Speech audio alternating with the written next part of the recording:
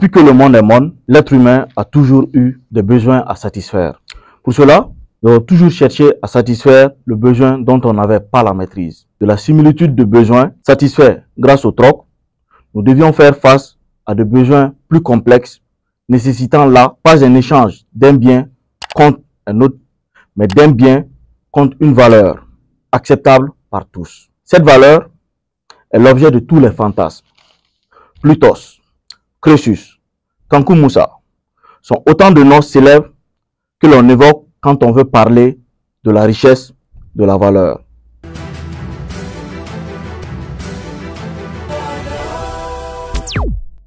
Cette valeur est une unité de richesse. C'est de cette unité que nous allons parler avec le docteur Lamine Keita. Notre invité du jour est un doyen ayant soutenu en 1997 sa thèse de doctorat en sciences économiques avec comme thème modélisation de l'offre agricole au Mali, Université Paris 8. Il est auteur de plusieurs articles scientifiques, mais aussi de livres sur des sujets économiques comme la monnaie, l'économie scientifique. Notre invité a été conseiller de l'Union européenne en formation statistique au Burundi et au Sénégal. Il a été assistant du directeur du CSD Paris de 87 à 94. Il est consultant indépendant au bureau du vérificateur général. Les concepts et terminologies comme l'économie scientifique, diminution de poids et mesure en économie, la valeur définie comme une quantité d'étalons lui sont dues.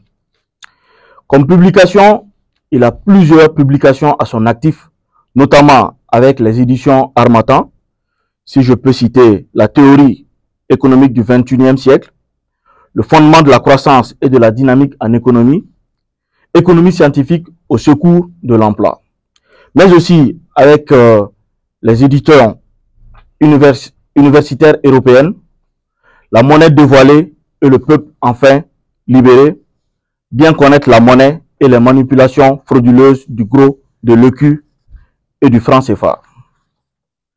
Alors, M. Keita, c'est quoi la monnaie? Je vous remercie infiniment pour votre invitation et également pour la question que vous me posez, la monnaie. Okay. En fait, tout le monde croit connaître la monnaie. C'est tellement... cela paraît tellement évident que dire que quelqu'un ne connaît pas la monnaie, c'est comme si vous l'insultiez. Mais je dirais que c'est une connaissance naturelle qu'on a de la monnaie. Oui. Et aussi paradoxal que cela puisse paraître, quand tu regardes la théorie économique, on trouve que la monnaie est un grand sujet de conflit à l'intérieur de la discipline économique. Pour les uns, la monnaie c'est un voile qu'on peut enlever pour voir l'essentiel, quelque chose de secondaire. Pour d'autres, la monnaie est fondamentalement importante, comme le sang dans l'organisme. Ce qui signifie que les deux sont vraiment en position vraiment conflictuelle, non résolue. Mais en ce qui me concerne, j'ai vu que la monnaie, dans l'économie, c'est l'instrument de mesure. De mesure de quoi? L'instrument de mesure de la valeur des biens et services au cours des échanges. Pour quel intérêt? C'est pour que les deux co-échangistes soient d'accord. Qu'aucun n'a été abusé par l'autre.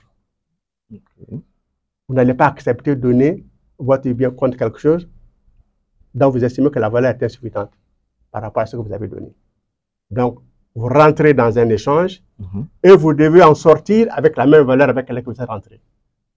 Donc, la monnaie, c'est ce moyen de consensus qui permet d'égaler la valeur de la chose que vous avez apportée avec la valeur que vous avez emportée, ce qui vous permet d'être en accord avec votre contractant et l'échange prend fin. Dès lors que le règlement a lieu pour dire à la satisfaction de tous, alors la monnaie a joué son rôle. Okay. Bon, un tel instrument, ça veut dire que c'est un instrument de validation des conclusions à l'intérieur de la discipline. C'est comme le thermomètre. pour la thermodynamique. Quand deux chercheurs sont en désaccord dans leurs calculs, qu'est-ce qu'on fait? On réalise l'expérience. On donne le thermomètre. Même à un novice, il plonge le thermomètre dans le mélange et il sort avec la valeur avec laquelle le meilleur spécialiste doit être d'accord. Donc, l'instrument de mesure, c'était un instrument important, un instrument de consensus, un instrument de validation des conclusions à l'intérieur de la discipline. La monnaie joue ce rôle à l'intérieur de l'économie. Merci, M. Keita, pour cette définition que j'estime toujours assez technique. Si vous devez synthétiser tout ce que vous avez dit, si vous devez parler à un enfant de 10 ans, que diriez-vous pour définir la monnaie? Bon, pour comprendre la monnaie, il faut voir quel est le mécanisme de transaction. Il faut dire que la monnaie n'a pas de tout à exister. Mais les transactions, les échanges entre les gens ont toujours existé. Ça veut dire que il faut d'abord comprendre comment les échanges se déroulent et voir qu'en fait, d'autres objets ont joué le rôle de monnaie avant la monnaie, mais tout en n'étant pas la monnaie. Autrement dit, ça veut dire que la monnaie va présenter quelque chose de spécifique que les autres biens qu'on a utilisés en guise de monnaie n'ont pas. Donc, il faut comprendre d'abord l'économie. Mais maintenant, quel type d'économie? Il faut d'abord définir ce qu'on appelle l'économie de liberté. C'était la liberté d'avoir son bien, d'aller et de venir avec ses biens, de vouloir échanger avec qui vous voulez, comme vous voulez, et en accord avec votre partie. Cette économie n'a pas de tout à exister. Parce que l'économie est habituée à ce qu'on appelle l'économie du prendre. Je vois quelque chose, ça me plaît que vous avez, je vous l'arrache parce que je suis plus fort que vous. Mais il a fallu que les choses évoluent, que les autorités se mettent en place, que le pouvoir de répression légale s'installe dans une entité pour permettre à la population de cette entité de vaquer à ses affaires sous le regard vigilant de l'autorité. Parce que la force légale va s'exercer pour quiconque ose abuser de sa force par rapport sur un autre individu dans la société. Donc, l'économie apparaît avec la sécurité dans la société, quand chacun a la possibilité d'avoir un bien, d'aller et de venir avec, de chercher qui vous voulez, avec qui vous voulez échanger pour faire vos de façon libre et volontaire. Donc, la monnaie... Une fois qu'on comprend cela, comment on fait les échanges? Imaginons que vous avez un panier de poissons, moi j'ai du mil, un sac de mil, on se rencontre, on veut échanger. Bon. C'est la première fois, vous n'avez pas l'habitude de le faire, et l'autre n'a pas l'habitude aussi d'échanger contre du mil. Comment vous allez faire? L'expérience, tout le monde mange du sel. Il se trouve certainement que vous avez déjà échangé votre mil avec du sel. Tout comme le vendeur de poissons également, il a l'air de vendre avec contre du sel. Il va dire, ah oui, moi j'ai l'habitude d'échanger mon panier de poissons contre cette calebasse de sel. Moi je dis, ah oui, je connais cette calebasse de sel. Deux calebasses de sel correspondent à mon sac de mil. Ah, mais si c'est ça, mais c'est fini. Ça veut dire que ton panier est la moitié de mon sac de mil. On a défini la valeur des biens. On a défini la valeur des biens que vous voulez échanger relativement à la valeur du sel. C'est ça.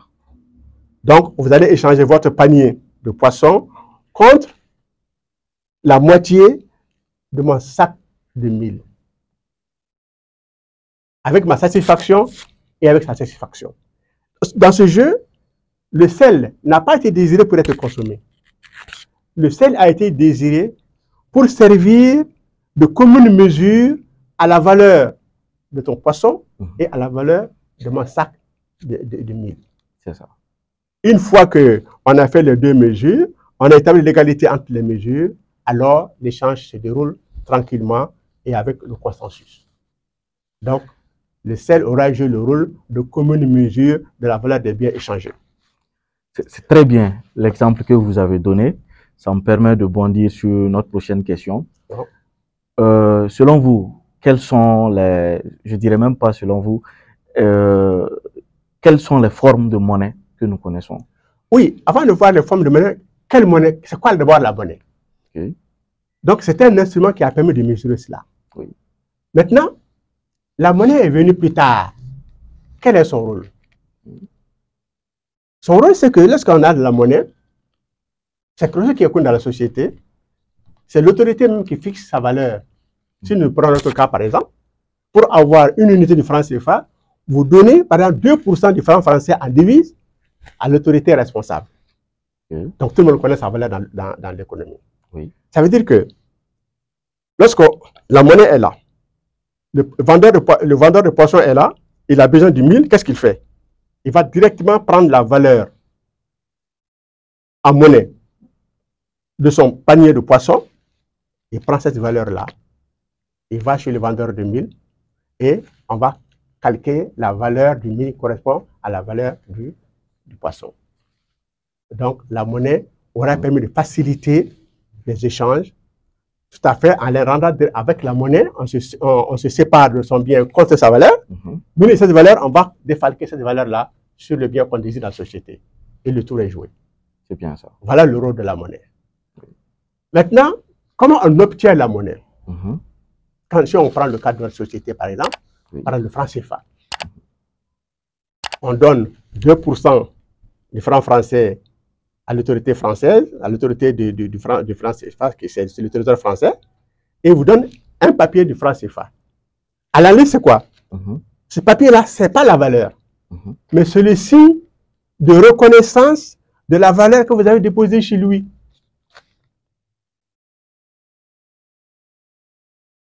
Imaginons que vous avez eu 1 million de francs CFA. Ça veut dire que vous avez donné 20 000 francs français au trésor français qui vous a fabriqué ces papiers-là pour vous le donner, pour dire, je reconnais avoir reçu de vous 20 000 francs français en devise. Le jour où vous n'avez pas besoin de ces papiers-là, venez, je vous rembourse votre mise. C'est ce qu'on appelle une monnaie fiduciaire. Le CFA est une monnaie fiduciaire. C'est juste la confiance. En retournant les billets à la France, ils nous donnent l'équivalent qu'on a déposé. La monnaie fiduciaire. C'est la monnaie fiduciaire. On a d'autres types de monnaie. C'est la confiance. Okay. C'est pour dire qu'en fait, c'est ça la monnaie d'abord. Okay. La monnaie fiduciaire. Donc, si la confiance n'est pas, vous voyez que déjà, ça détruit la monnaie déjà. Parce qu'il y a beaucoup de mots que les gens ont utilisés comme ça, de partage, sans avoir défini le concept. Il faut d'abord trouver un cadre conceptuel précis pour donner un nom précis à une situation précise, à quelque chose de précis. C'est pourquoi je préfère qu'on ait des cas sur des cas connus, et non pas des choses parachutées. Oui. C'est l'exemple avec le franc CFA, c'est exact. Donc, c'est une monnaie fiduciaire, et c'est comme ça que ça fonctionne. Maintenant, si on regarde la nature des biens dans l'économie, on peut, par comparaison, on compare toujours. Il y a des biens dans l'économie, des biens qu'on consomme. Bon. Ces biens-là, on produit, en même temps on consomme. Donc, ils ne sont pas stockés. Ils sont des biens de flux. Et ces biens-là, quand leur prix augmente, on a tendance à les produire davantage. Mais la monnaie, lui, ne disparaît pas de la circulation. Le million de francs CFA que j'ai pris comme ça, que j'ai avec le France, qu'est-ce que j'ai fait? Je vais acheter des moutons, des bœufs. Mais celui qui a vendu le bœuf, le mouton, et ils prennent l'argent, ils vont acheter du riz. La monnaie peut tourner comme ça pendant 10 ans, 20 ans. Mais sous la garantie que si je retourne à tout moment cette monnaie à la France, on me donne toujours sa garantie. Donc la monnaie fonctionne comme ça, sans aucun choc. Dans ce que vous avez dit, vous avez pris l'exemple du sel pour nous expliquer un peu la monnaie. Nous entendons de plus en plus que parce que nous disposons d'or, donc nous pouvons créer notre monnaie. Est-ce aussi facile? D'abord, comment la monnaie est créée? Comment ça travaille? Maintenant, cette monnaie qu'on a avec le franc malien, on voit comment on l'a fait avec. En 1983-84, le Mali avait le franc malien. La France a amené le franc CFA. pour introduire le franc CFA dans l'économie du Mali. En plus du franc malien, pour nous permettre de nous habituer avec les deux ensemble, pour qu'à la fin, on retire une monnaie de la circulation pour continuer avec une seule autre. Cette expérience-là est magnifique. Dans toute l'histoire du monde, vous n'allez pas trouver. Parce que cette expérience décompose le rôle essentiel de la monnaie, son rôle de justice, son rôle d'équité, son rôle d'instrument de mesure dans l'économie. Oui. Donc, 1 franc CFA égale à 2 francs maliens. Votre salaire de 100 000 francs CFA, ou en des francs maliens, est payé 50 000 francs CFA. Personne ne s'en est plaint parce que c'est l'égalité mathématique. 50 000 francs CFA, ça veut dire quoi? 50 000 fois 0,02 francs français. C'est-à-dire 1000 francs français. 100 000 francs maliens, c'est 100 fois 0,01 francs français, c'est-à-dire 1000 francs français. Donc ça veut dire que la valeur du salaire et de 100 000 francs et la valeur de 50 000 francs, c'est la même chose, c'est 1000 francs français. Le franc français est la référence commune au franc CFA et au franc malien. C'est ça qu'on appelle l'étalon. Le franc malien est une sous-unité de mesure. C'est comme le centime. Le franc CFA, c'est encore une autre sous-unité, comme le double centime. Une fois que vous savez ça, vous mesurez, vous faites des choses comme n'importe quel calcul élémentaire on peut faire à partir de la 3e année. Donc voilà l'intérêt de montrer que, donc dans la monnaie, il y a l'étalon, il y a ce qu'on appelle les numéraires, qui sont des sous-unités. On a dit pourquoi le 0,02 là ne peut pas devenir 0,01. Parce que c'est des unités différentes. Une unité de le centimètre reste le centimètre. Vous ne pouvez rien faire. Centimètre, c'est centimètre. Donc, tout ça, c'est cohérent avec l'analyse que nous avons menée. Donc, le 0,01, c'est une unité de mesure à part. Le 0,02, c'est aussi une unité de mesure à part. On peut les utiliser les deux en même temps, l'une sans l'autre.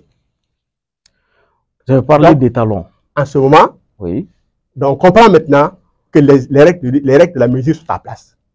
Donc, on connaît l'étalon, on connaît ses dérivations en termes d'unités usuelles de mesure, de sous-unités de mesure que nous utilisons. Mais ce franc français, on ne le voit pas ici.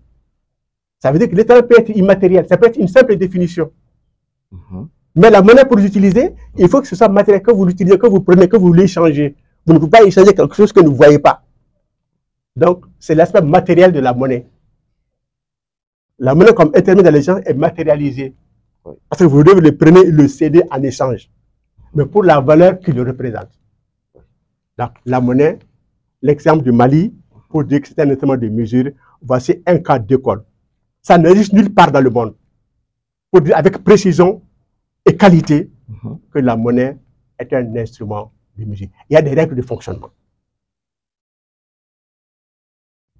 Si on les respecte, il n'y a aucun problème. Et quand vous partez au marché, qu'est-ce que vous avez constaté en ce moment-là? Un tas d'arachide de 100 francs maliens était vendu 50 francs CFA. Pas la petite vendeur qui est là. Tout à fait logique. Parce que 50 francs CFA, c'est 50 fois 0,01 franc français. 0,01 franc français, c'est 1 franc français. 100 francs maliens, c'est 100 fois 0,01 franc français, c'est 1 franc français. Donc, le tas d'arachide, que ce soit 100 francs maliens ou 100, c'est la même valeur de 1 franc français. Donc, on dit que le prix en francs maliens est de 100, le prix en francs CFA est de 50. Mais c'est quoi le prix? C'est le rapport entre la valeur de 1 franc français sur le poids de franc malien. De 1 divisé par 0,01, ça fait 100. Le prix de 50, c'est 1 divisé par le poids de CFA, 0,02. C'est 50. Donc, le prix est le rapport entre la valeur du bien et la valeur attachée à la monnaie.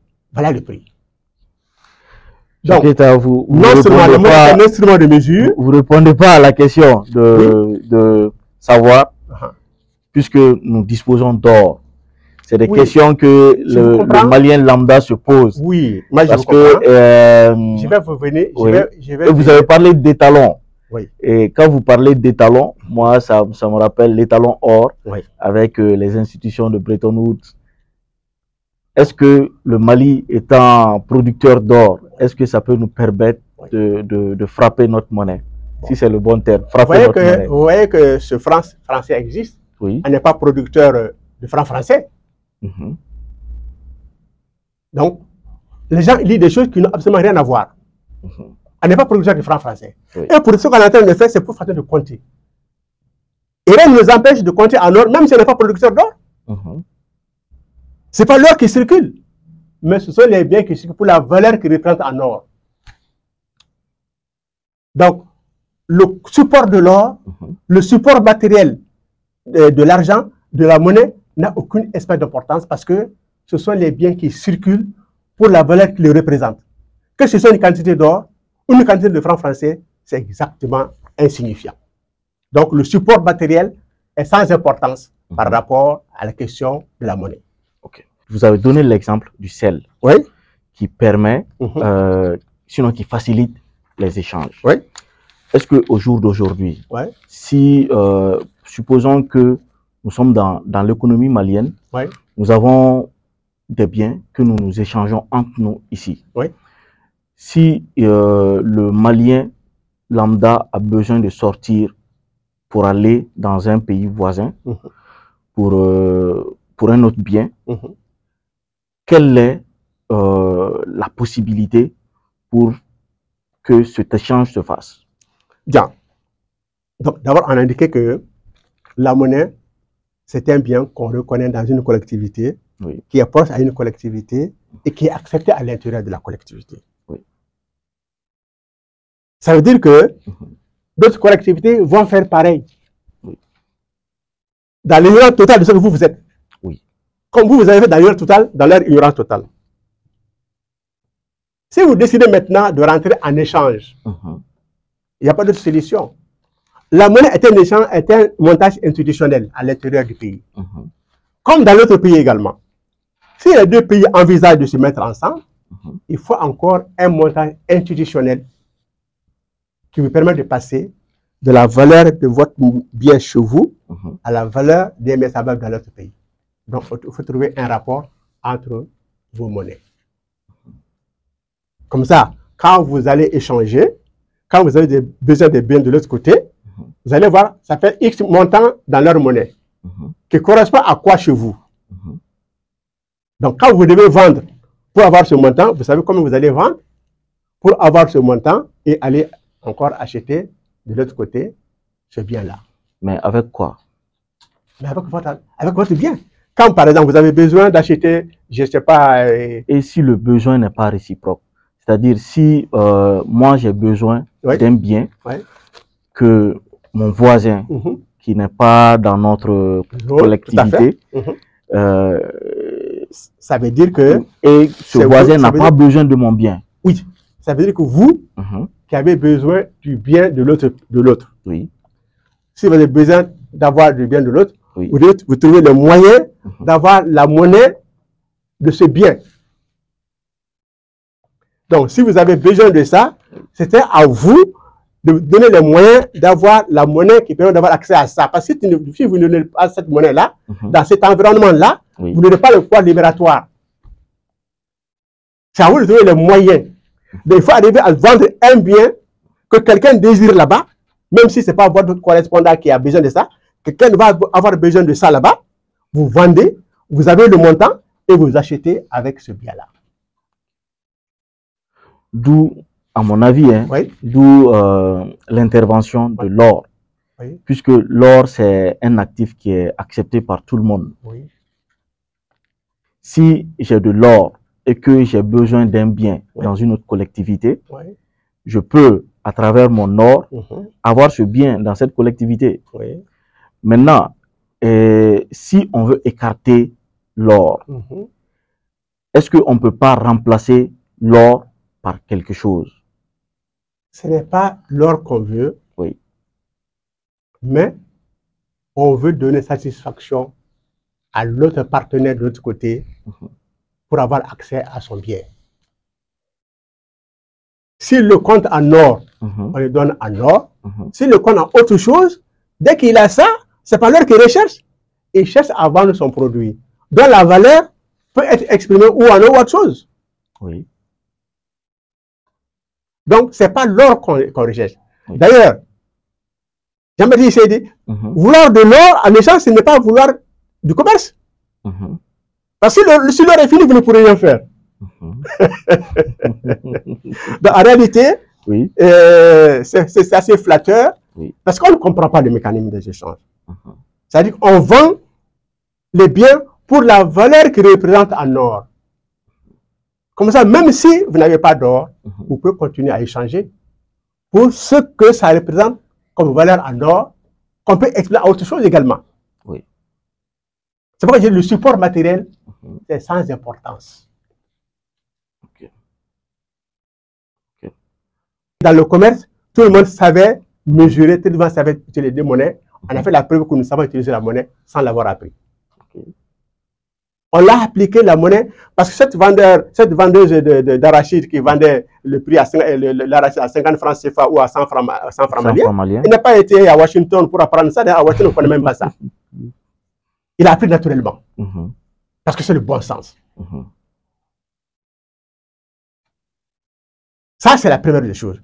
Que voici quelqu'un sans la théorie qui est en train d'appliquer une théorie que les théoriciens même ne savent pas. C'est là l'intérêt de concevoir les choses. Oui. Il faut d'abord savoir mesurer. Qu'est-ce qu'on mesure pour regarder ces vendeuses-là et comprendre qu'en fait, ce qu'ils sont en train de faire, ils sont en train d'appliquer la théorie de la mesure sans l'avoir appris. C'est ça le génie de la chose. Sinon, eux, ils vont faire ça. Quelqu'un qui ne sait pas mesurer, bon, il va croire que c'est une affaire banale, ce n'est rien du tout. C'est comme ça qu'il faut faire. Non. Elles sont en train d'appliquer une théorie que même économique. Les théoriciens de l'économie ne savent pas. Que la monnaie est un instrument de mesure que tout le monde sait utiliser sans avoir appris le mécanisme. Quand j'ai découvert ça, j'ai trouvé cette confirmation dans un livre que tout le monde connaît. Et c'est pourquoi j'ai écrit un livre pour dire la redécouverte de l'économie et de l'éthique. Oui. Pour dire que tout ce que nous avons dit de l'économie qui s'est mesurée, quelqu'un l'a écrit avant nous depuis plus de 1400 ans. Ouais. Pour nous donner des précisions supplémentaires. Que cette monnaie-là, lui, il l'appelle balance. Et il dit qu'il s'est descendu pour établir la justice entre les gens. Ouais. Cette balance-là, les gens utilisent naturellement comme par sa volonté. Ouais. On va essayer de toujours répondre aux questions de nos internautes. Oui. On a fait l'annonce sur la page et on a demandé aux uns et aux autres de poser leurs questions. Aucun problème. Pour pouvoir les répondre. C'est exact. Il y a Youssouf Kamara qui a demandé comment est venue l'idée de la monnaie. Oui. Je pense que vous avez déjà répondu ça à travers... Donc l'idée de la monnaie n'est pas nouvelle. Oui. Comme vous avez indiqué dans votre introduction, oui. L'homme a toujours envie d'échanger. C'est bien. Mais j'ai tout simplement l'homme sécurisé. Oui. L'homme dans un ordre social a toujours voulu échanger. Parce qu'il ne peut pas avoir tous les biens pour sa propre satisfaction. On en produit certains, d'autres en produisent d'autres. Oui. Donc, il fallait aller en échange avec les autres. C'est ça. Cela a existé sans la monnaie. Oui, oui. Mais toujours à la base, une forme de justice et d'équité à la base de ces échanges. Justice et équité. Youssouf Kamara continue pour demander c'est quoi le lien entre la monnaie et la divinité. La monnaie, en fait, c'est ce que j'ai vu. On s'est montré que la monnaie, dans son rôle, a existé auparavant. Sous forme de sel, sous forme de mouton. Ce mouton de sel-là, ce n'est pas vous qui l'avez fabriqué, ce n'est pas moi, c'est la providence. Oui. Donc, autrement dit, le rôle de la monnaie, c'est pourquoi j'ai dit, dans le livre, ça on l'appelle la balance. Il dit que c'est descendu pour établir la justice entre les gens. Donc ça veut dire qu'il y a un lien avec, parce que la monnaie représente quelque chose qui imite quelque chose qui existait par la nature. C'est ça. Donc, effectivement, la balance vient de Dieu. Oui. La monnaie, c'est ce qu'on appelle la balance dans le Coran. Okay. Donc, il y a un lien entre les deux. C'est ça. Vous répondez à Youssouf Kamara. Il y a un autre internaute, Seydou Diara, qui demande comment se fait l'émission de la monnaie, d'une monnaie. Bon, il y a plusieurs aspects. La monnaie, il a un propriétaire. Oui. Qui fixe les conditions. Vous me donnez telle situation, je vous donne. Oui. Vous donnez 2% de devises, 2% de francs français, en fait, il vous donne 1 franc français. Oui. Il va émettre cette monnaie contre ça. Vous pouvez avoir un gros projet. J'imagine que nous avons notre économie à nous, que le franc CFA nous appartient. Vous avez un grand projet. Oui. De formation et puis de premier plan. Oui. Votre programme est là, votre projet est là, vous n'avez pas d'argent pour le financer. Oui. C'est l'intérêt d'avoir une conception théorique de la monnaie. La monnaie, c'est une valeur peu coûteuse. C'est-à-dire ça représente de la valeur, mais ça ne coûte rien de le produire. Je peux demander à mon institution d'émission. Ce projet, il faut le réaliser. Oui. Il a besoin de milliards de francs CFA. Vous avez des milliards de francs CFA, c'est-à-dire que ça ne coûte rien d'avoir ces milliards-là. Oui. Mais aujourd'hui, il faut faire une différence. Le franc CFA que nous avons, nous l'achetons. Oui. Si on ne donne pas de débit, on ne nous donne pas. Et l'usine n'est pas chez nous pour fabriquer. On est fondamentalement dans une économie de troc, mais on croit que c'est une économie monétaire. Okay. Le bien particulier que nous avons comme élément de troc, on l'achète, c'est un bien, c'est le franc CFA, on l'achète. Okay. C'est pourquoi on ne peut pas parler d'inflation ici. C'est l'inflation zéro parce que ce que vous avez acheté là, vous n'avez pas le moyen d'en ajouter. Donc l'inflation monétaire est impossible. Okay. Donc moi, dans cette hypothèse que ma banque centrale m'appartient, je dis bon, apprêtez le milliard de francs CFA. J'ai un excellent projet qui est là, je veux que ça soit réalisé. Il va vous épauler. Les salaires que vont être payés, on va les payer. Vous commencez à produire, vos produits vont venir sur le marché. Vous allez les vendre. Vous allez faire des rentrées d'argent. Et vous allez commencer aussi à rembourser plus tard l'argent qu'on vous a avancé. Après avoir tout remboursé, le projet existe, mais l'argent qui a été mis en place à votre disposition aura disparu parce que vous avez remboursé le montant. Le projet est en marche, en train de sécréter toute la richesse au niveau de l'économie. Voilà. Merci beaucoup pour cette réponse. Merci. Vous êtes auteur de plusieurs livres, notamment avec les éditions Harmattan, mais aussi avec éditions universitaires européennes.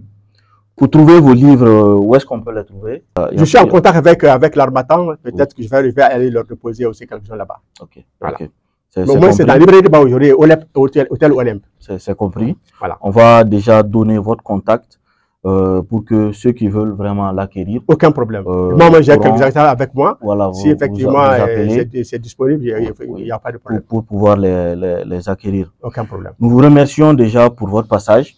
Nous sommes presque à la fin de cette émission, mais vu l'importance du sujet, on se dit que ce ne serait peut-être pas votre dernier passage.